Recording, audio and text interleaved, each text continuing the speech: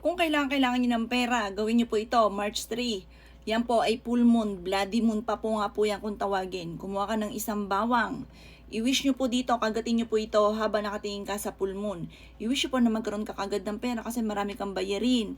Or kaya po gusto nyo na maibili lahat ng mga pangangailangan ng inyong pamilya. I-wish nyo po yan dyan sa bawang. Kagatin nyo po siya. Pagtapos nyo po itong kagatin, ibilad nyo na po ito sa full moon. Kumbaga, yung inyo pong presensya ay napunta na sa bawang. Tapos ibibilad nyo siya sa full moon. Pagkatapos po nito mga bossing ko, kinabukasan kunin nyo ang bawang at ilagay nyo po mga bossing ko sa right side ng bulsa.